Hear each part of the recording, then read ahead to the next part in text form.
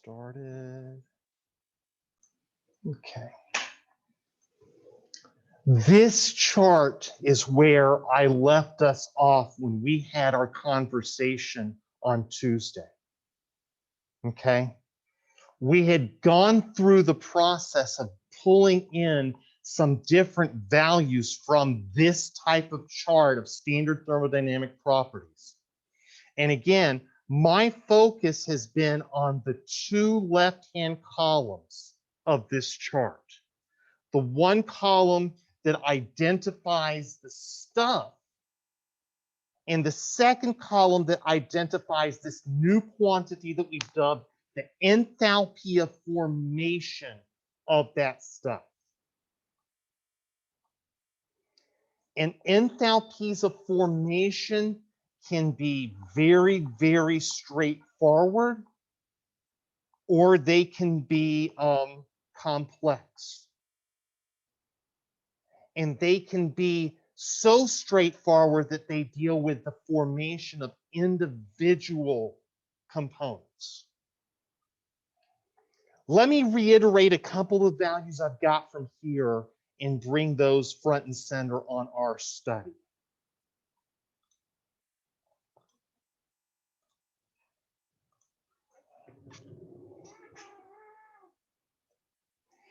One example that I used when I was going through class on Tuesday was the enthalpy of formation of water.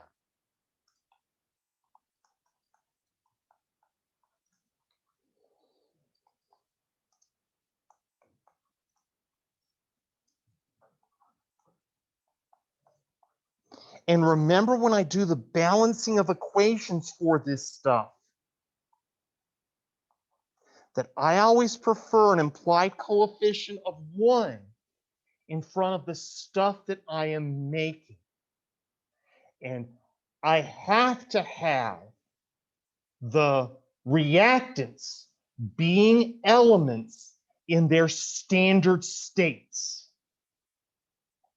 Okay?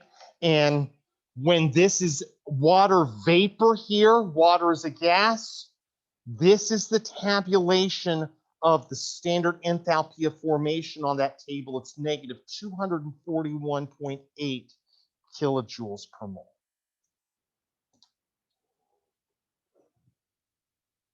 Now, if that was water as a liquid, it'd be closer to negative 285. The phase of the stuff that I'm working with in these examples is important. But I can also have formation reactions that associate with taking some stuff in its standard state and transforming it into a phase that wouldn't normally appear in. One such reaction that's a formation reaction is a formation of single atom hydrogen from hydrogen gas.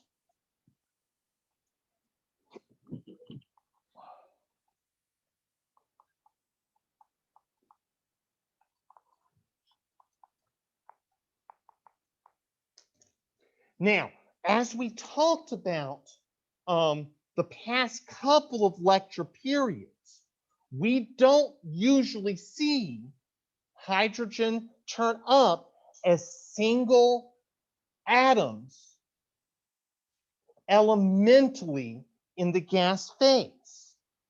We see hydrogen turn up molecularly. So this particular reaction I've represented is the formation reaction for atomic hydrogen from molecular hydrogen. And it does turn out that there's an enthalpy of formation associated with single atom hydrogen in the gas phase. Let's go back to our table. There it is right there. 217.97 kilojoules per mole. Now, note that unlike all of the other enthalpies of formation for all the molecular stuff that I've got underneath here, the enthalpy of formation for atomic hydrogen is positive. What does that imply?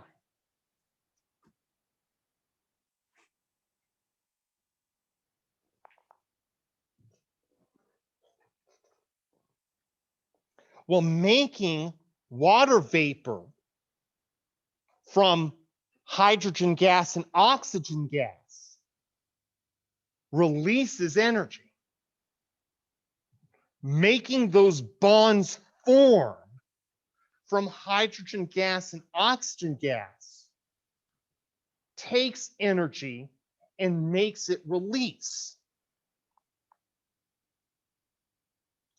On the other hand, breaking up a hydrogen molecule into single atoms of hydrogen requires energy.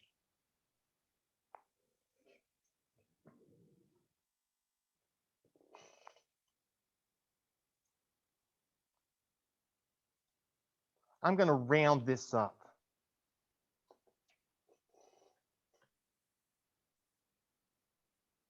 This is positive, 217.97 on the tabulation. I'm going to make this 218 kilojoules per mole here, just for rounding purposes.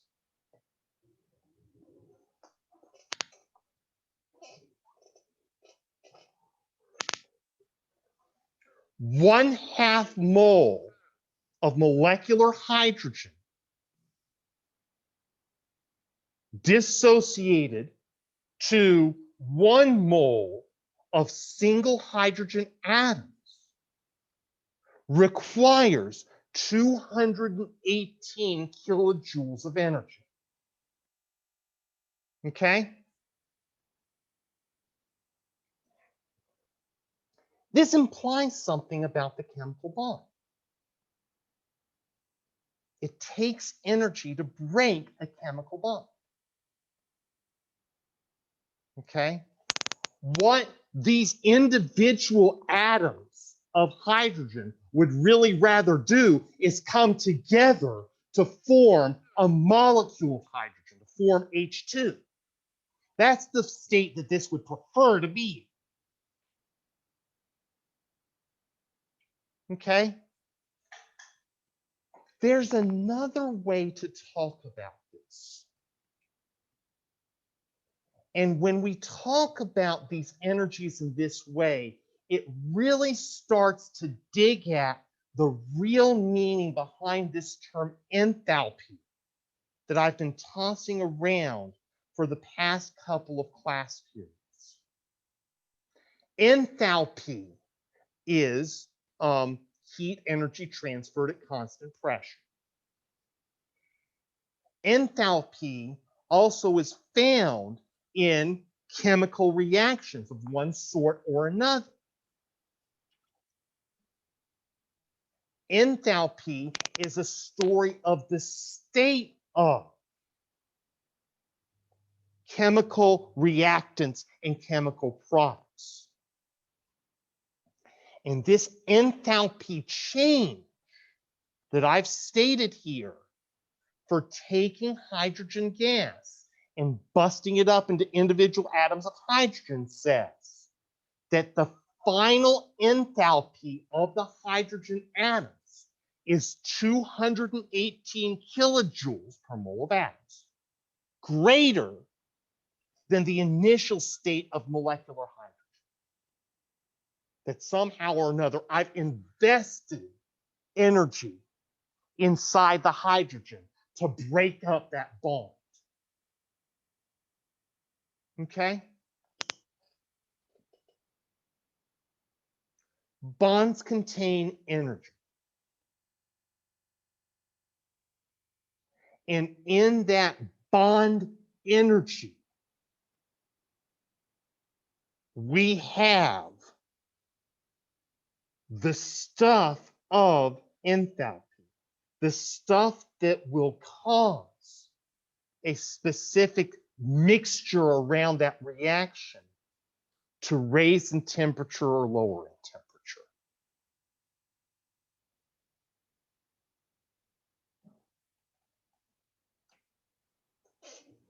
Let me look at your textbook real quick. Okay.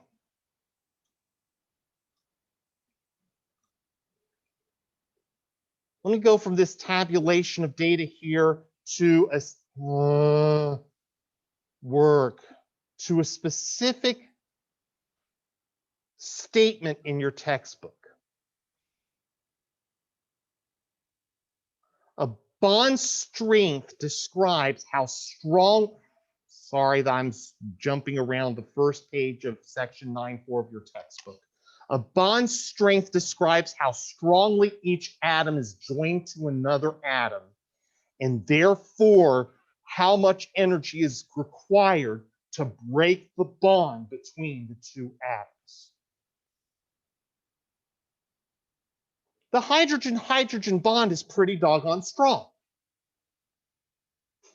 Your textbook has a couple of chemical equations that look very, very similar to the chemical equations that I've just been working with to talk about how we form hydrogen as individual atoms. In fact, it seems like I should be able to derive this equation right here from the equation that I just written up previously. Let me do that real quick. So for those of you following along in textbooks, I'm in section 9.4 of the textbook. The version of this equation that appeared in your textbook looked like this.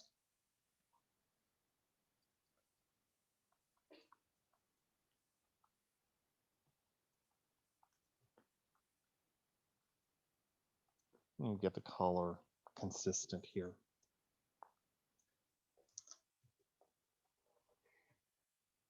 Well, how is this new equation that I've written down related to this equation up here?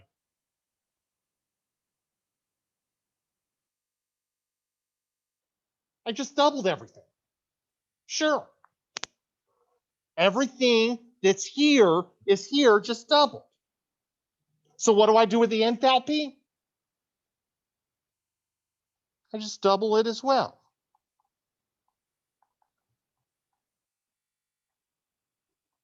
I'll write it as 436 kilojoules instead of kilojoules per mole, because no longer do I have 1 mole of products here. I've got 2 moles of products. Okay? Makes sense?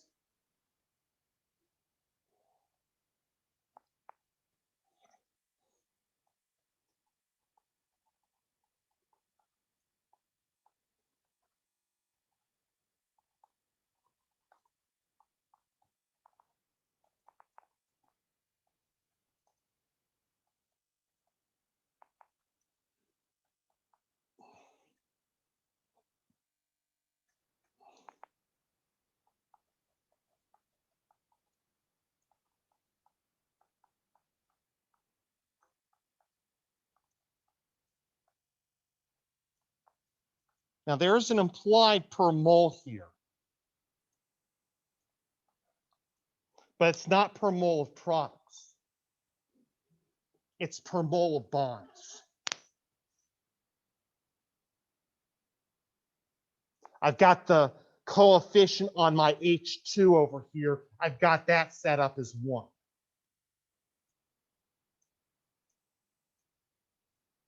It takes 436 kilojoules of energy to bust up 1 mole of H2 bonds. Okay?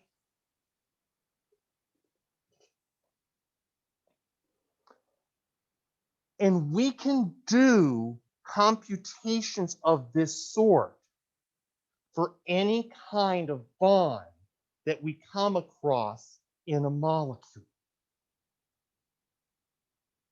Not only can we do this for individual molecular compounds like H2 or Cl2 or O2, we can also do this on an averaging term for bonds inside of molecules.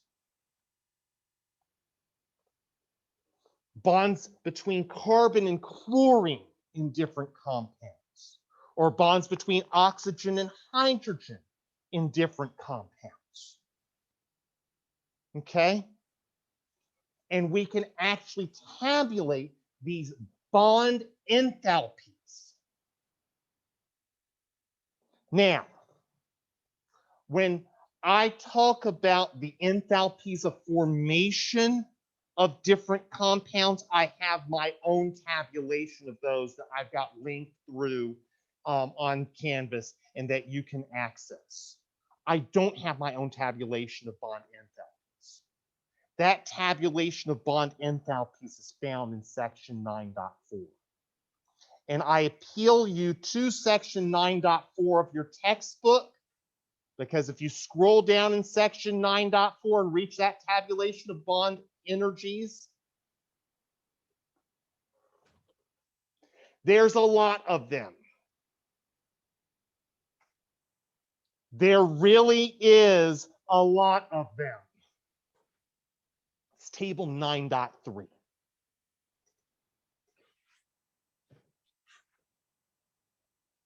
And all of those tabulated values correspond with the amount of energy required to break up 1 mole of those bonds.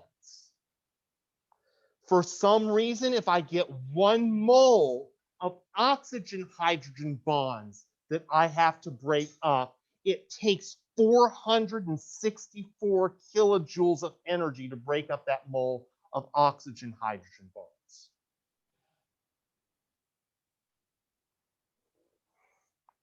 When we look at this tabulation for bonds between different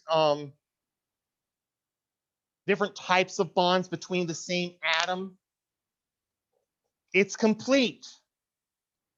It takes a lot more energy to break up a triple bond, 6 shared electrons between atoms, than it does to break up 4 shared electrons between atoms in a double bond.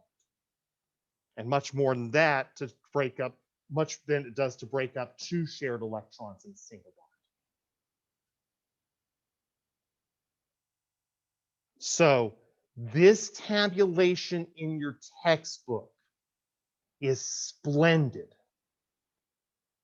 And I have section 9.4 of your textbook linked through Canvas. And this will be where you find these bond, your textbook calls them bond energies.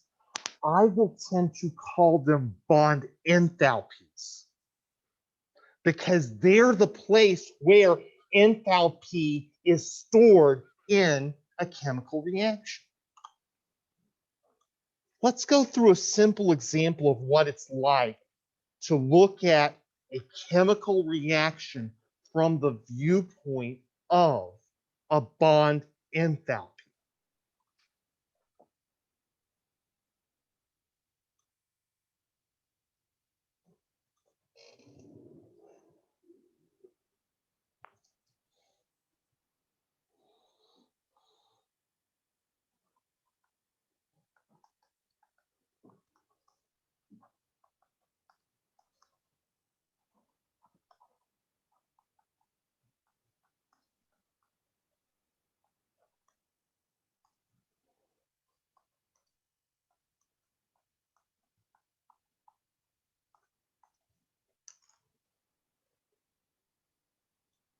Let's see if we can use these bond enthalpies to predict the enthalpy of formation of hydrogen chloride gas.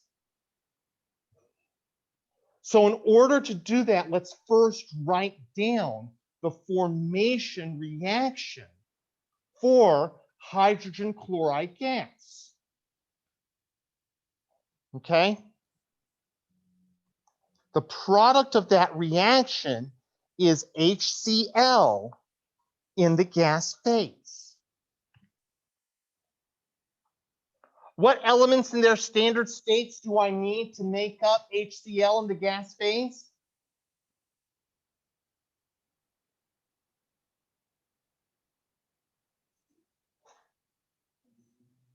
Hydrogen and chlorine, sure. And when we actually talk about hydrogen and chlorine being in their standard states, what's special about hydrogen and chlorine compared to other elements in their standard states? Don't go there. Diatomic. I heard it in my ear. Somebody had it on Zoom.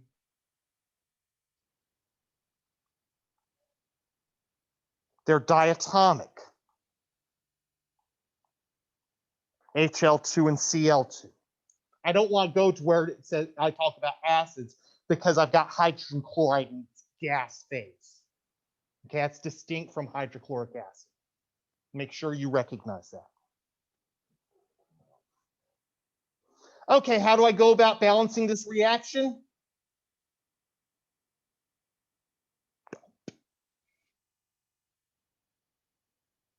The instinct is to just try to put a 2 in front of HCl.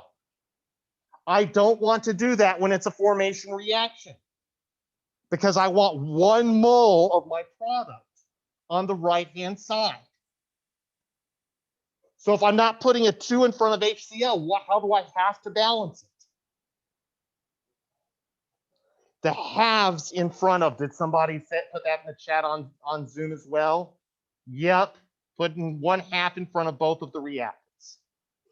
We're all there on the same page once we know we can't put a 2 in front of the HCl. That's a balanced formation reaction.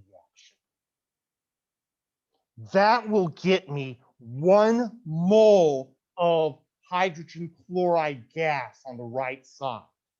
And when I look up in the tabulation of formation reactions, what the enthalpy of formation of HCl gas is, I can talk about kilojoules per mole there because I've only got 1 mole on the right-hand side. That's why I'm really particular about not putting the 2 on the right-hand side of that equation. Everybody good with that? Okay. Now, let me tell a little bit of a Hess's law-like story with this. Okay? The process that we go through to break these guys up and put these guys back together.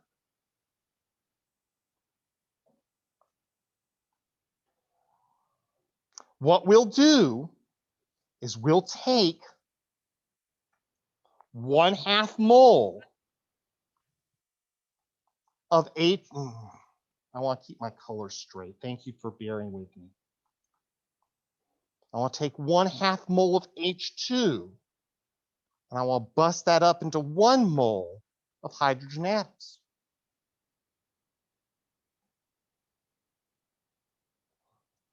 And then I want to take 1/2 mole of Cl2 and I want to bust that up into 1 mole of Cl atoms. And then I want to take 1 mole of H atoms and 1 mole of Cl atoms and put that back together again to make 1 mole of hydrogen chloride. Okay?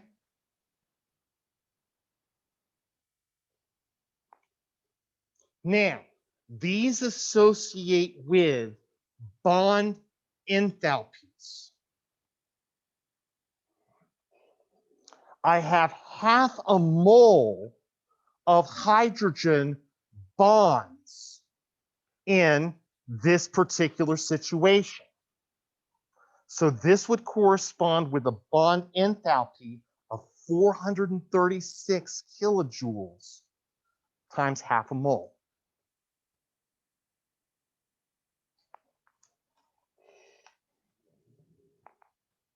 Because when I actually take this to my tabulation of bond energies, this 436 here represents the kilojoules of energy that I require to break up 1 mole of these hydrogen covalent bonds. And I only got half a mole of hydrogen covalent bonds I'm breaking up. Okay?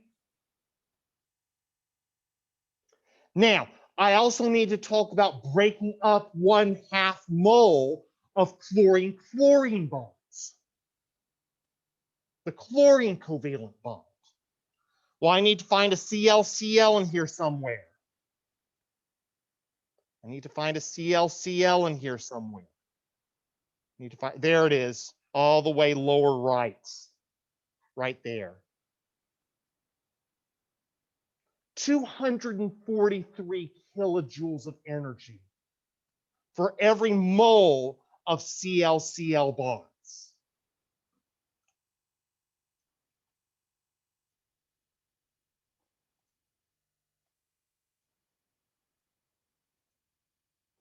Let me fill that in.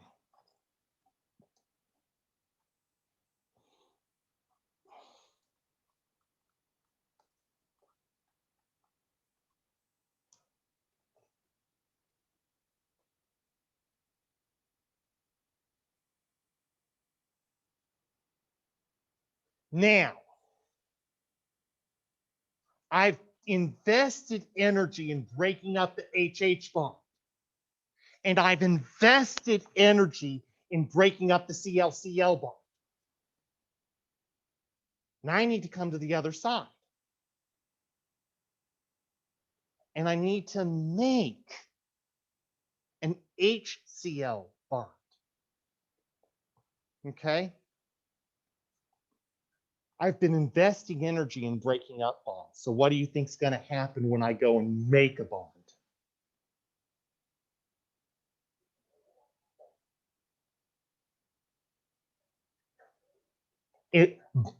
Breaking bonds necessarily absorbs energy. So making bonds, guess what it does? It releases energy. Absolutely. Now, that energy is still listed in the tabulation as an absolute value. There's no positive or negative signs in the bond enthalpy table. Okay? So when I go back to the table and I look up my HCl back up towards the upper left, I don't get a negative 432. I just get 432. Because I'm making the bond, I have to be careful to impose upon that enthalpy a negative sign on my own terms. So look what I do when I actually write that out in the solution.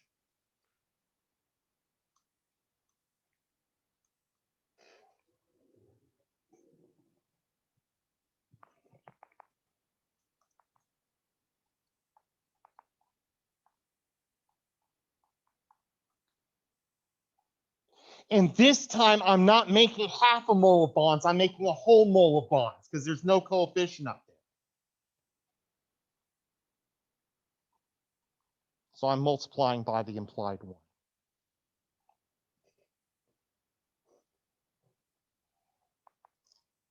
So when I number crunch this, I'm doing 436 times a half plus 243 times a half minus 432.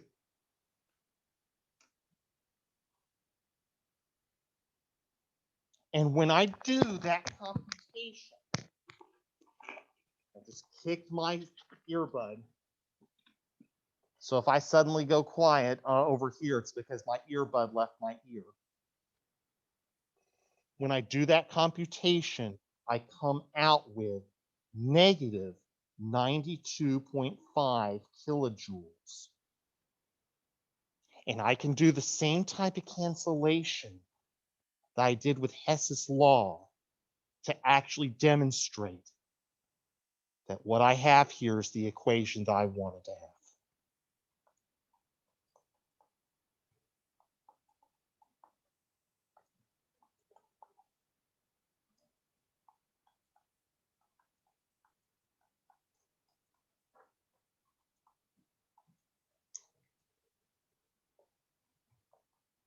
Now I've done something a little bit different than I did with Hess's law. I used the bond energies to actually compute this particular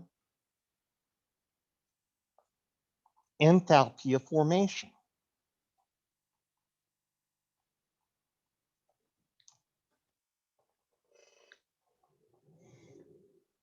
And I did this completely from scratch from the bond energies.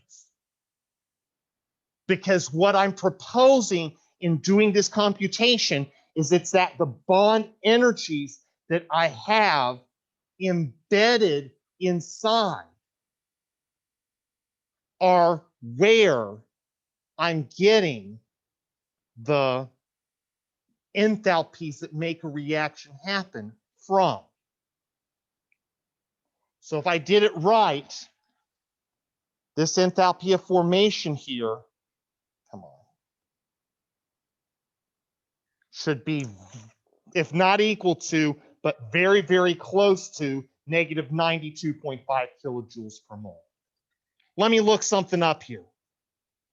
Let me go back to my tabulation.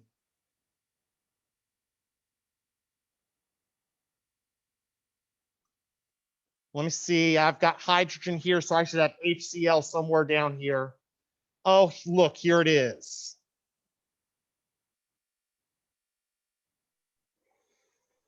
Negative 92.3 kilojoules per mole. I computed negative 92.5 and I computed negative 92.5 with a bunch of values that didn't have tenths in them.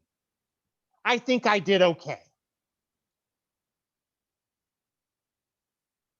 Okay.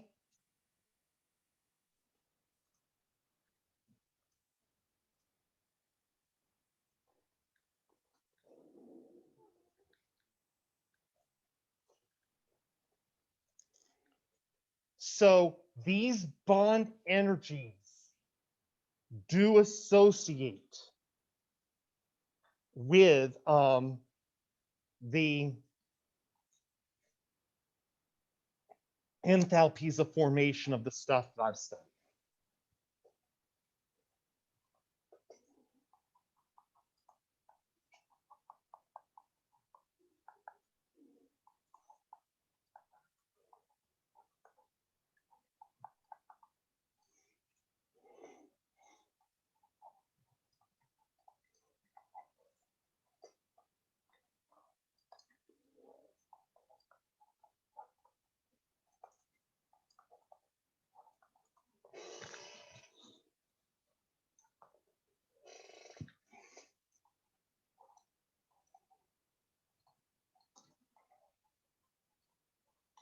Warning, when we use a bond enthalpy in a computation, we're always dealing with breaking the bond or making a bond, and either starting with or leaving behind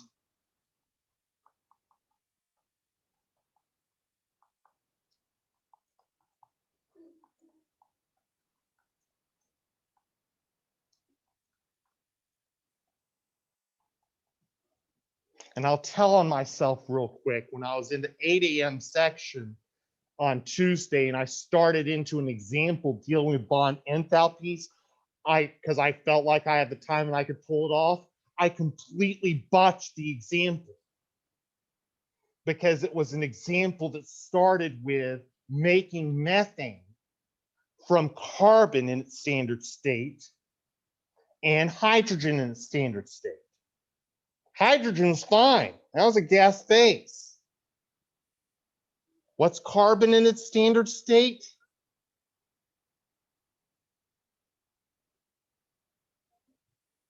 Oh, it's quite atomic. And it's also in what phase in your pencil lead?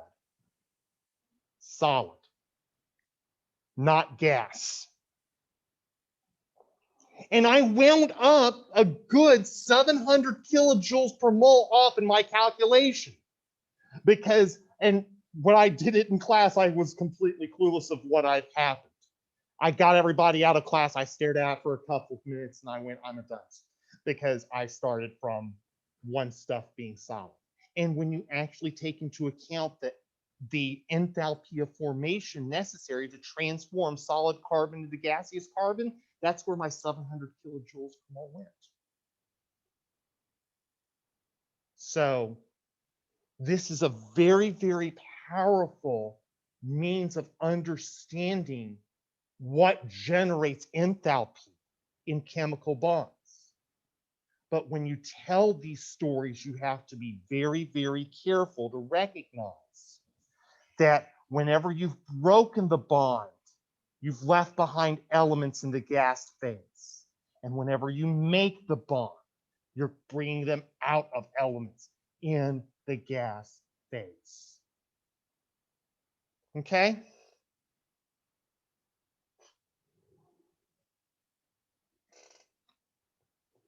Comments, questions?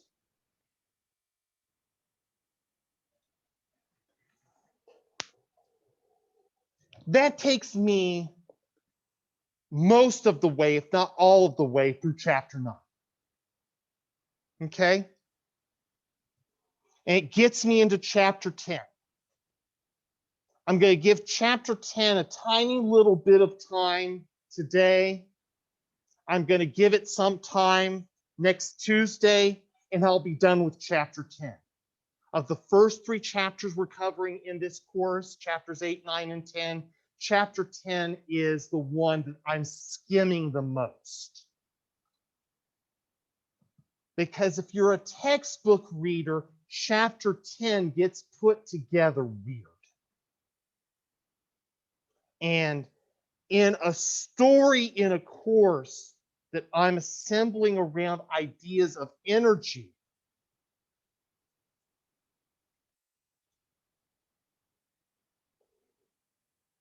chapter 10 really doesn't make a lot of sense when I construct ideas of energy.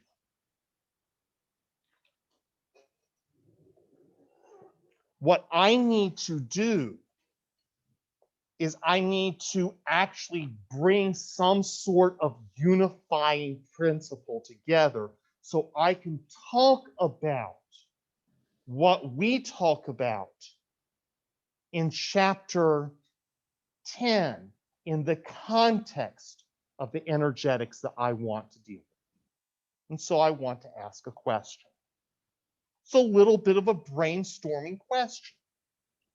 Those of you on Zoom, see the question and answer the question in the chat. And I'll get some answers from the assembled class in here.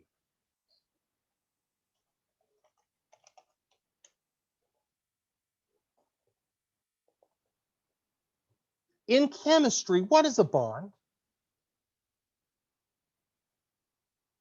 What types of things do you think of when you think of chemical bonds? Again, if you're in Zoom, toss some ideas into the chat. Those of you in the room with me, what do you think of when you think of a bond?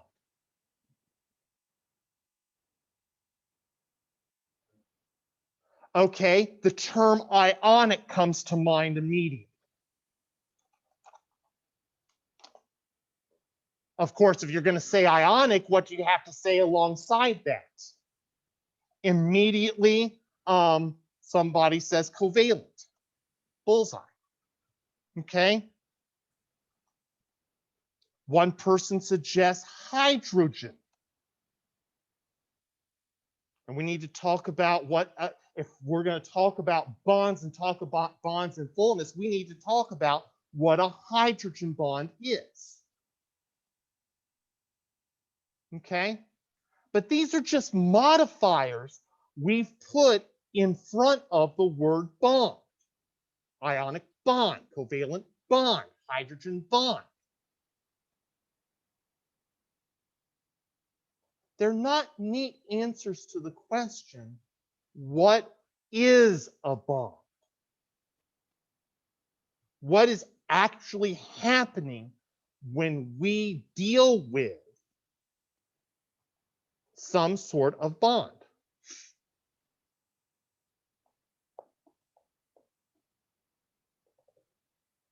So what is a bond?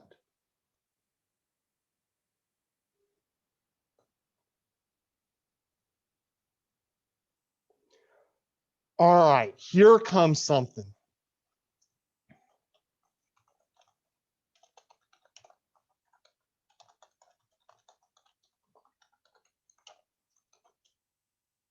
That's a context that we've used with bond before. Two or more elements coming together to make a compound. Okay? Do ionic bonds describe two or more elements coming together to make a compound? Hey, sure. If I really wanted to be complete getting out of chapter 9, what I would have done would have been talked about lattice energies, the crystals that make up ionic compounds. Okay? And those crystals aren't neat units like a covalently bonded molecule is a unique unit.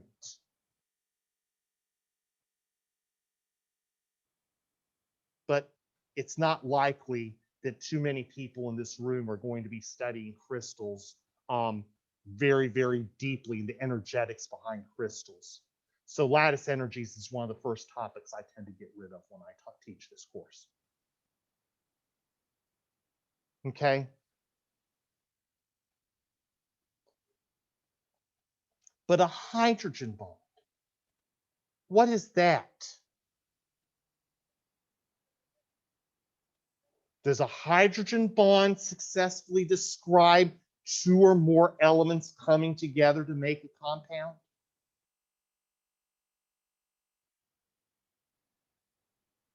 What's connected when I talk about a hydrogen bond connecting base?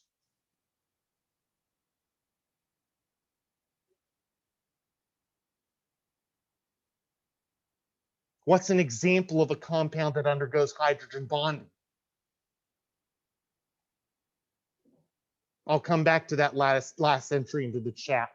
Water is an example of a compound that undergoes hydrogen bonding. Absolutely.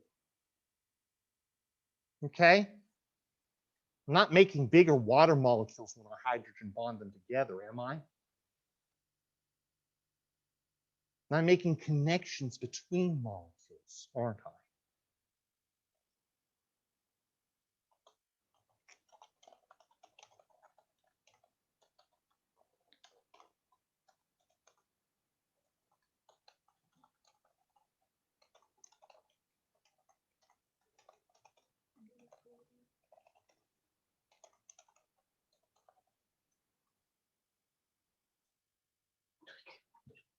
So maybe I'm talking about some connection between atoms in general.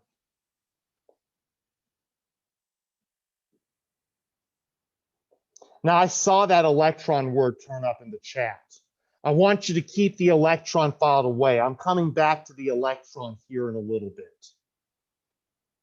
Okay? Let me grab an image from a different window and come back here. Yep, I could have done this. There we go. Here.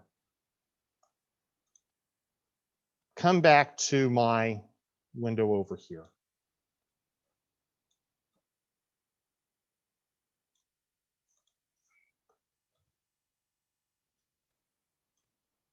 This is an image from your textbook.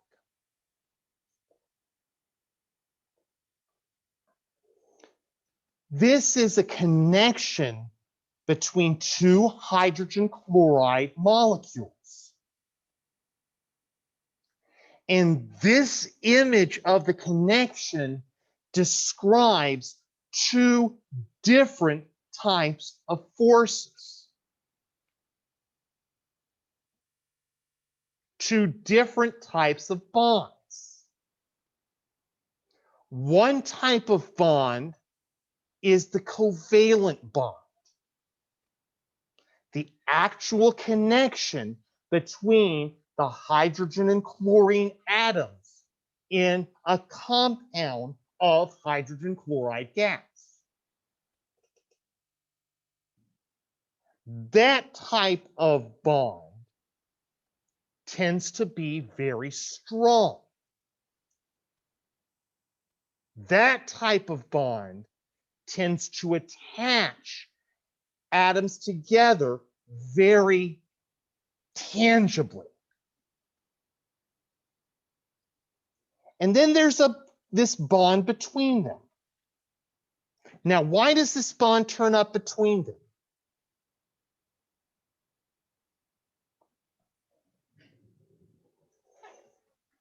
When I talk about hydrogen chloride, I'm going to talk about it as a polar molecule. What does it mean for a molecule to be polar?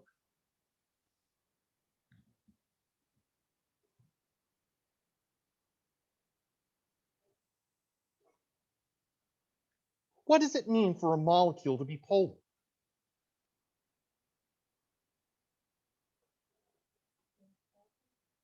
I've got some sort of charges on the molecule. And more to the point, I have charge separation in the molecule. I have one side of the molecule that has a negative charge. I've got the other side of the molecule that has a positive charge. Now, hydrogen and chlorine. Which atom in hydrogen and chlorine is going to tend to hold on to negative charges better?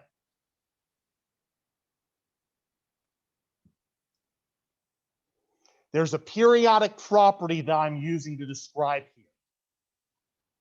Anytime I teach Gen Chem 1, whether in person or online, I emphasize that this property of an element is the most important periodic property of that element.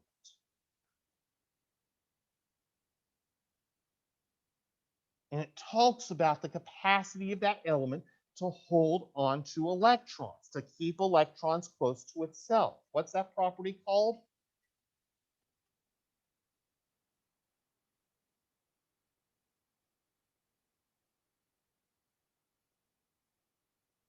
Yeah, this is the point when you learn Gen Chem 1.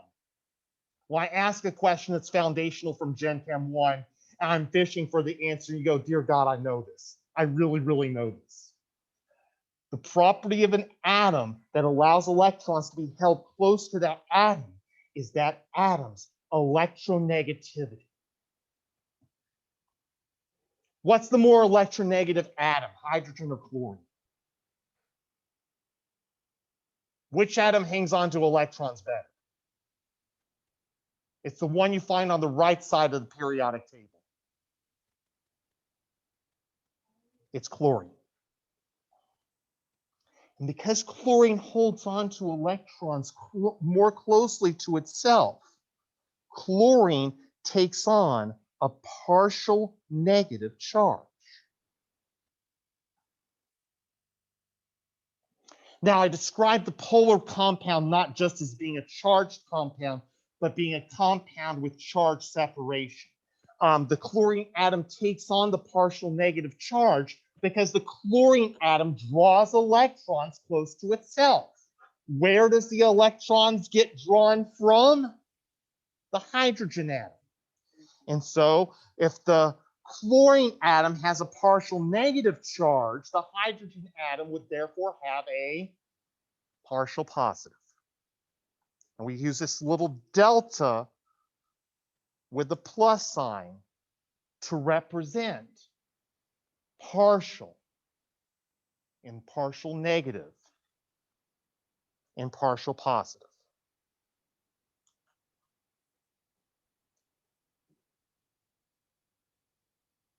So where does this intermolecular force come from?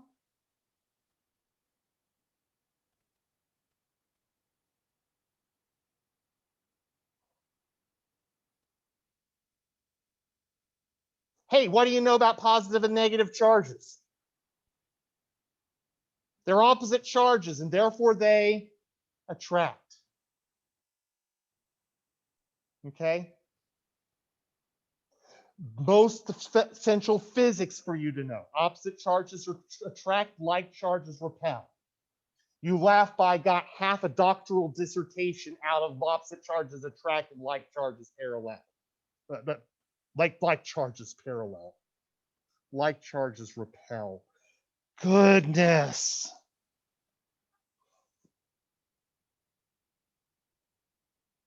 So that attraction of the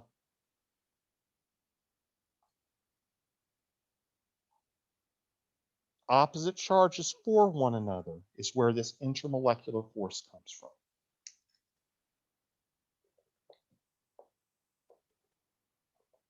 And so we want to distinguish here between intramolecular forces, forces within elements, and intermolecular forces, forces in between different compounds.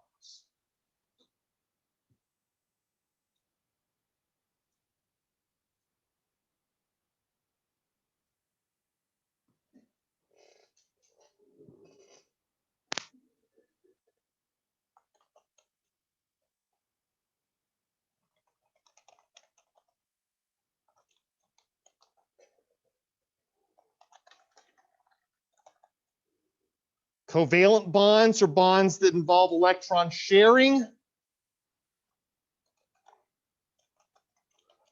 Ionic bonds are bonds that involve electron stealing, or one atom taking an electron from another atom. And these are examples of intramolecular forces.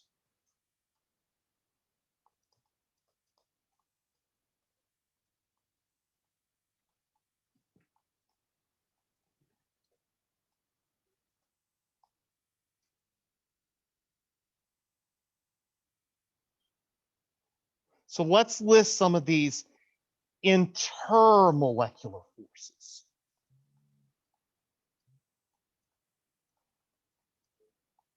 Okay?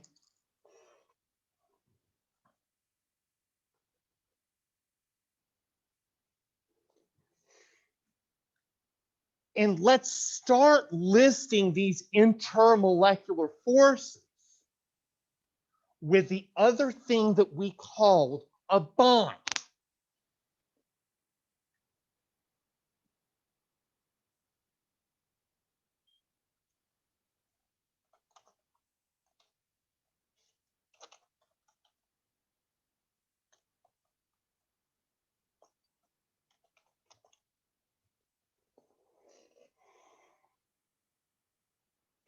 If I'm going to talk about a hydrogen bond, does anybody remember the definition of a hydrogen bond from Gen Bio, by the way?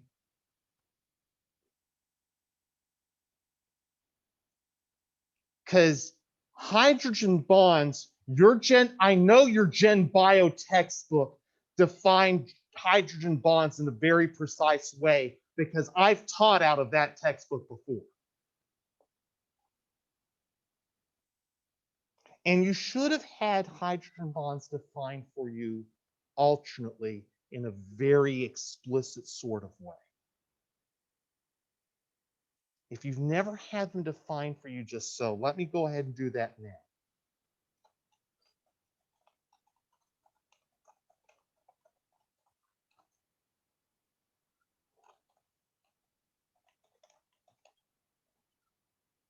A hydrogen bond is any intermolecular connection between an electronegative atom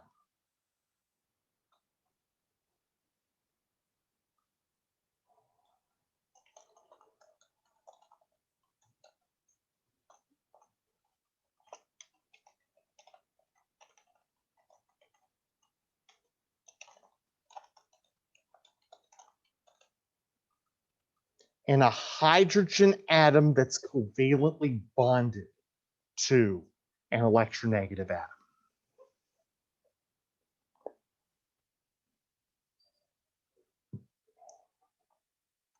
What are examples of electronegative atoms? I've already mentioned that chlorine is one example.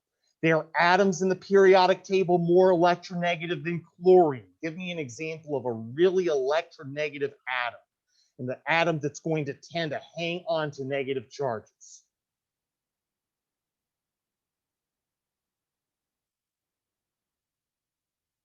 The most electronegative atom in the periodic table is not a noble gas, but it's found in the upper right-hand corner of the periodic table. Upper right corner, not a noble gas. Here they come in the chat. Fluorine. Fluorine is the most electronegative atom in the periodic table. Okay? What's another example of an electronegative atom? Right next door to fluorine. Oxygen. Oxygen is perhaps the canonical example of an electronegative atom.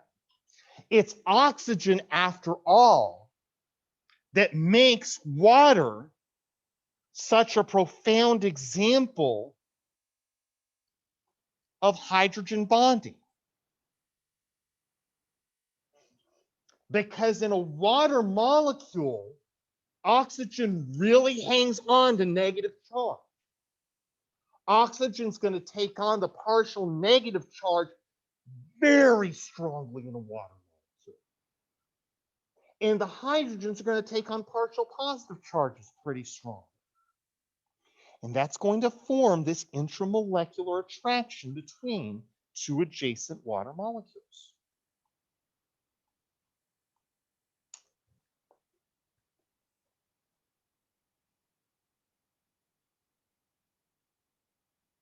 Think about small molecules that you know. What are other small molecules besides water that we've talked about?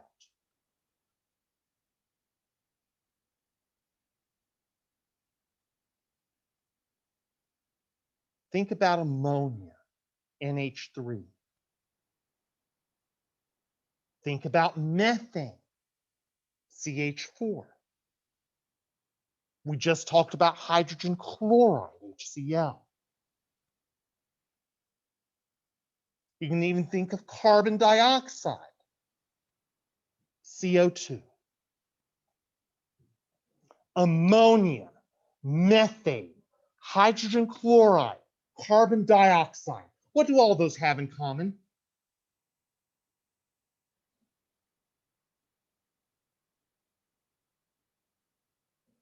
All of them.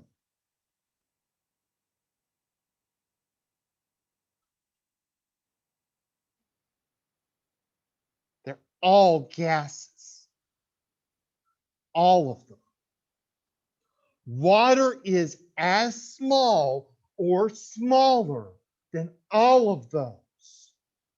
And yet water is very much a liquid at room temperature. That's a really powerful distinction. And that distinction exists because of the hydrogen bond.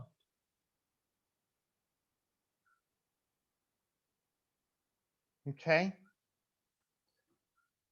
Among all of the intermolecular forces, hydrogen bonds are the strongest.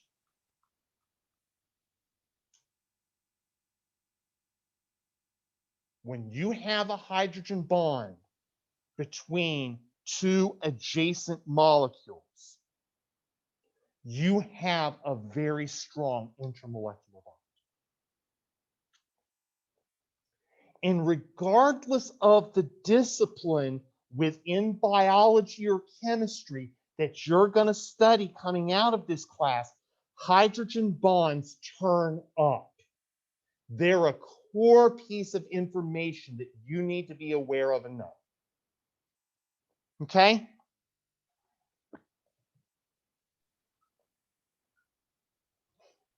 Most liquids at room temperature are substantially larger molecules than water, excuse me.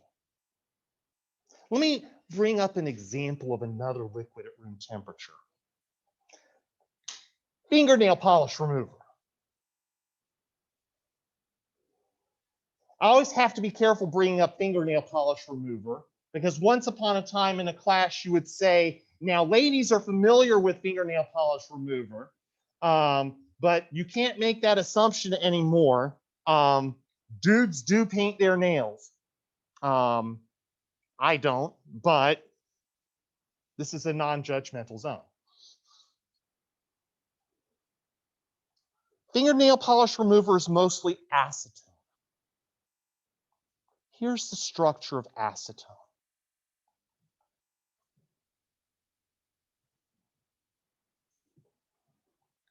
Now again, oxygen is an electronegative atom. Oxygen is going to take on this partial negative charge. But in this case, the oxygen atom isn't bonded to a hydrogen. The atom it's bonded to isn't even bonded to a hydrogen itself. It's a bunch of carbons. And so the partial positive charge is concentrated on this carbon on the other side. And it's because of the size of the compound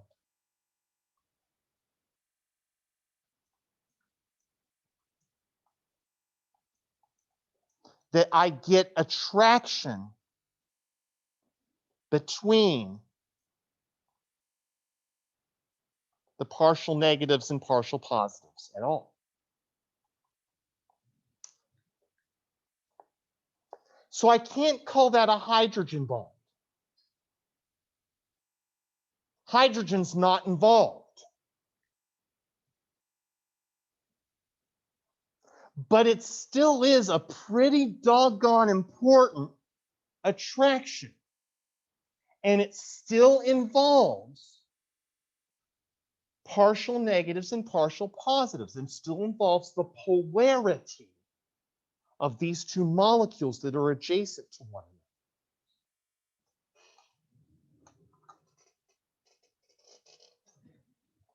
I'm going to dub these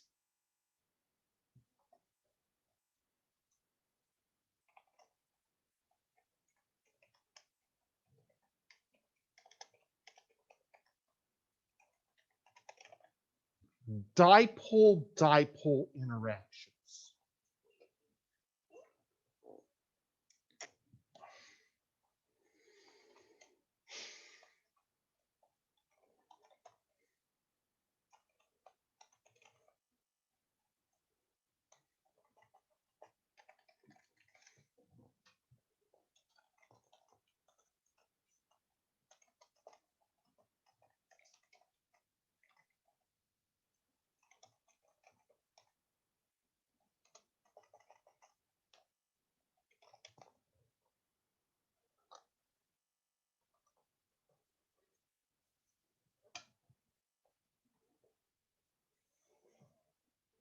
If I can identify permanent partial charges on adjacent molecules,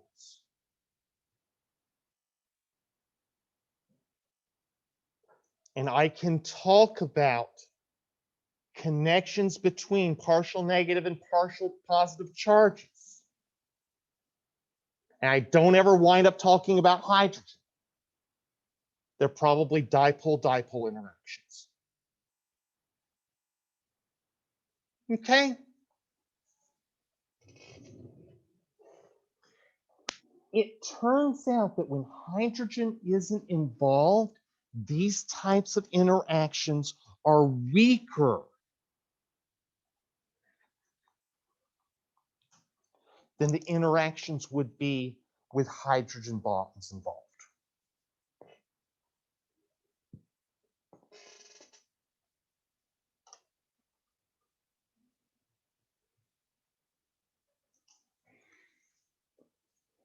Now I've got 8 minutes to talk about one additional type of intermolecular bond. I don't know if I can pull it off the name. If I go a little bit beyond 10:45, bear with me, okay? But let me talk about one other type of liquid, okay? Let me talk about gasoline. Now, what's the primary stuff that makes up gasoline? You know this because every gasoline you buy has some sort of rating attached to it.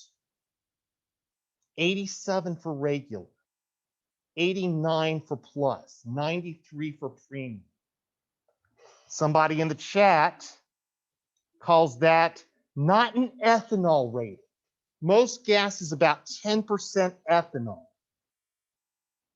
But that distinction isn't made between the different grades of gas. The distinction is a rating that computes the purity of this core stuff in the gasoline. Let me sketch this type of molecule over here.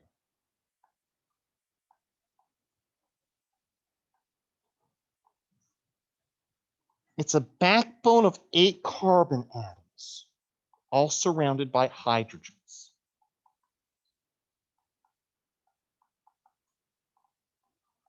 What prefix goes with 8?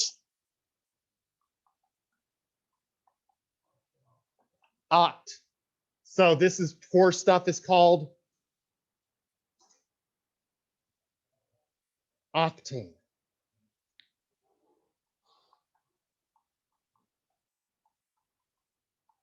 Octane is the primary hydrocarbon of gasoline. Octane is a liquid at room temperature.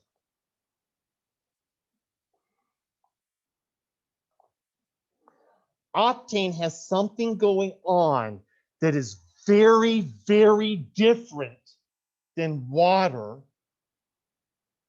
or acetone.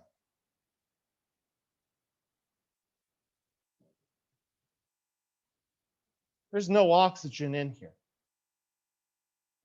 There's no electronegative atom in here at all.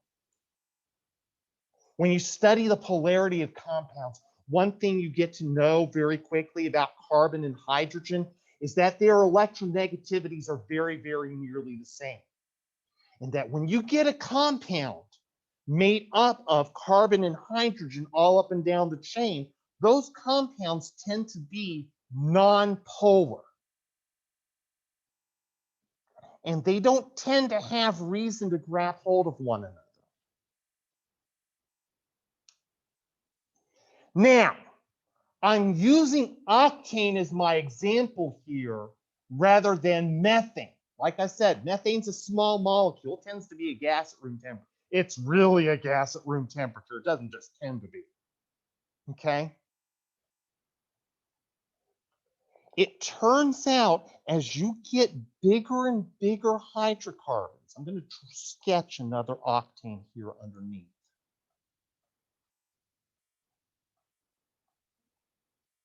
With the hydrogens all surrounding.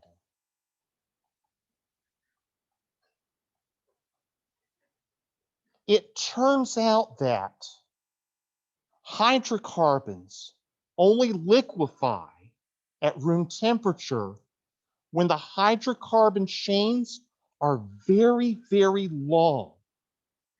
like they are for octane right here.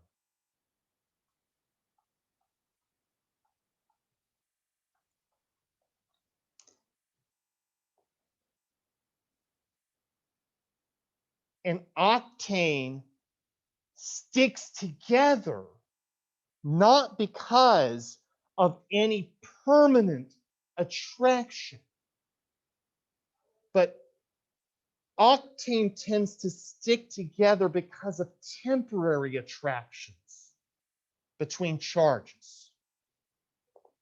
See, at the end of the day, what's every bond in these molecules made up of? Every covalent bond. Hey, Gaetana, remember that word I told you to keep in your mind?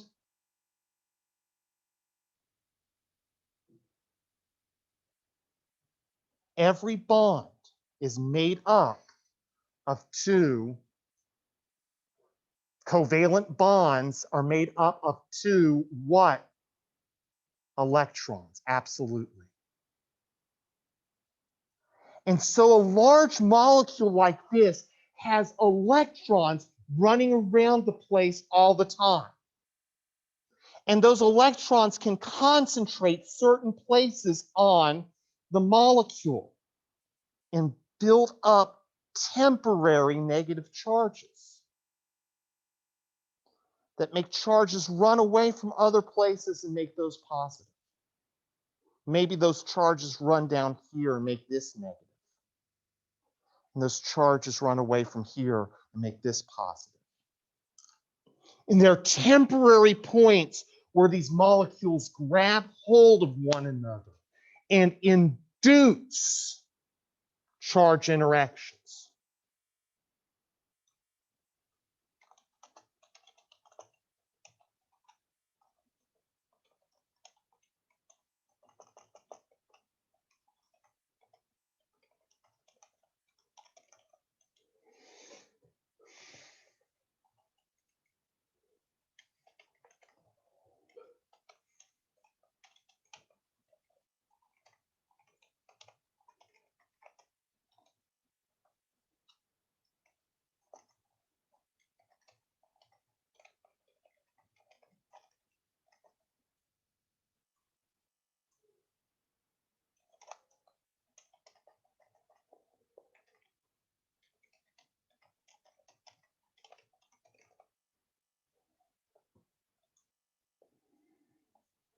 These induced dipole interactions are intermolecular connections between otherwise nonpolar molecules that are driven by temporary charge connection. These little charge connections I've sketched in green here don't last very long. They go away very, very quickly because there's nothing permanent to drive them into place. I should also note that these temporary connections have another name. And they're the name your textbook uses to describe these things.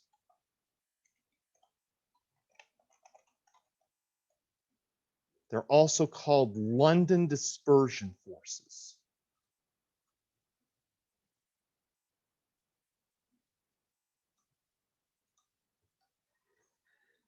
Okay? Now, these induced dipole interactions can help explain why octane is a liquid at room temperature, but methane is a gas at room temperature. Because these induced interactions can only happen in really big molecules.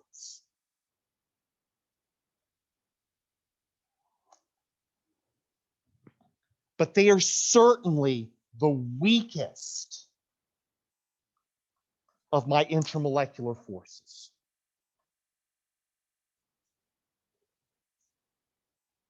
When we actually go to connect these intermolecular forces to the energetics that are involved in something changing its phase from solid to liquid or from liquid to gas, it turns out that hydrogen bonding is the most important intermolecular force we could study. It's the one that comes back again and again and again. Dipole-dipole is also pretty important. Induced dipole interactions are far and away the weakest. I'm over time. I'll see y'all in lab.